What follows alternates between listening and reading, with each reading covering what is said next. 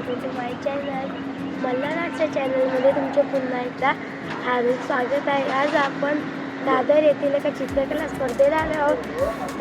ती चित्रकला स्पर्धा पुन्हा सारखी आणि सण यांनी आयोजित केलेली आहे. या चित्रकला स्पर्धेचा विषय आहे मुखपृष्ठ. हे खूप चांगले चित्र काढणार आहे. चला माझ्यासोबत.